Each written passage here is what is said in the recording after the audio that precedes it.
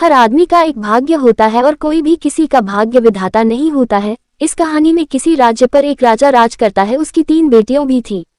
राजा खुद को बहुत नेकदिल व्यक्ति मानता था और उसकी गलतफहमी थी कि उसकी तीनों बेटियों का भाग्य उसकी मुट्ठी में है, पर यह गलत है क्योंकि हर आदमी का भाग्य उसके खुद के हाथ में होता है। हम खुद अपना भाग्य बनाते हैं, पर यही बात राजा को उसकी तीसरी बेटी ने समझाई। तब से उसको समझ आ गया कि किसी आदमी का भाग्य खुद उसके हाथों में होता है। मुझे लगा इस कहानी से आपको कुछ अच्छी सीख मिलेगी, इसलिए आपके साथ शेयर की। आओ पढ़ते हैं। पुराने जमाने की बात है। एक राजा था जो अपने विचार, विवेक और नेकदिली पर बहुत ज्यादा भरोसा करता था। उसे लगता था कि वो दूरदर्शी, न्याय और विचारशील व्यक्ति है। एक दिन राजा ने अपनी तीनों बेटियों को बुलाया और कहा, जो मेरा है वो सब तुम्हारा है। मुझसे ही तुम तीनों को जीवन मिला है और मेरी ही इच्छा से तुम्हारा भूतकाल, वर्तमान और भविष्य बना है और बनेगा। तुम तीनों का भाग्य मेरी मुट्ठी में है। राजा के इतना कहने पर उसकी 2 बेटियों ने शांत भाव से हाँ कर दी, पर तीसरी बेटी ने कहा, हालांकि मुझे भी हाँ कहनी चाहिए, लेकिन मुझे नहीं लगता कि मेरा भाग्य आपकी मुट्ठी में है।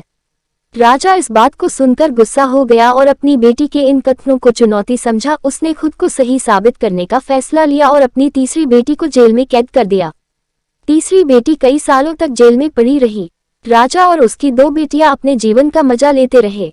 राजा यही सोचता कि मेरी जिद्दी बेटी मेरे हुक्म और इच्छा से जेल में बंद है और कोई भी यही समझेगा कि राजा का हुक्म चला और वही हुक्म इस लड़की का भाग्य बन गया। सभी लोग यही सच समझने लगे कि राजा की बेटी ने जरूर कुछ ऐसा किया होगा जिससे उसकी ये हालत है, वरना कोई राजा पाप अपनी बेटी को ऐसी सजा देना चाहे। राजा भी कभी कभार अपनी बेटी को देखने आता रहा। उसकी बेटी अब बहुत कमजोर हो गई थी, पर उसका फैसला अभी भी वही था। राजा से अपनी बेटी की ये हालत ज्यादा दिनों तक देखी नहीं गई।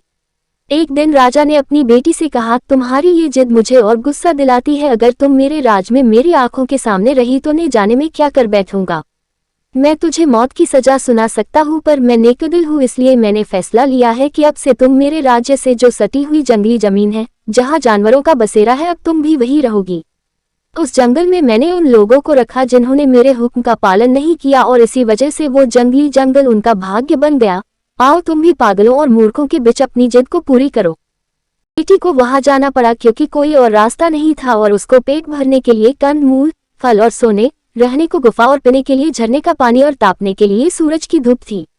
वो खुली हवा और फल फूलों से कुछ ही दिनों में तरोताजा हो गई। उसने खेती की और फसलें उगाई, गुफा को अपना घर बना लिया और उसी में अपना बसर करती रही।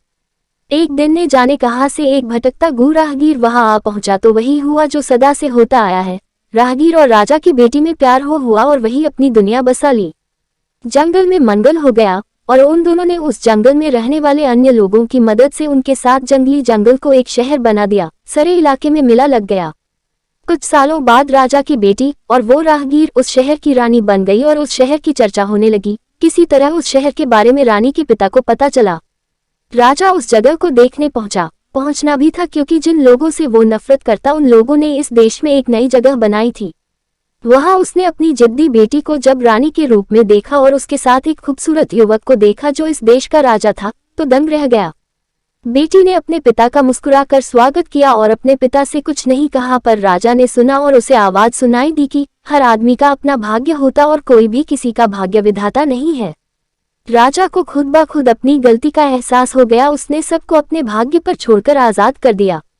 निष्कर्ष, इस कहानी का तात्पर्य यह है कि किसी का भाग्य किसी के हाथ में नहीं होता, बल्कि इंसान अपना भाग्य खुद बनाता है। जैसे राजा की बेटी ने जंगली जंगल में भी अपना भाग्य खुद बनाया। राजा ने कहा, तुम तीनों का भाग्य मेरे हाथों में है, पर ऐसा नहीं है। हर व्यक्ति का भाग्य उसके खुद के पास होता है। बस फर्क यह है कि कोई बुरी परिस्थिति में भी अपना अच्छा भाग्य बना लेता है तो कोई नहीं बना पाता। कहानी पसंद आए तो चैनल को लाइक, सब्सक्राइब, शेयर जरूर करें। मिले हैं नेक्स्ट स्टोरी में।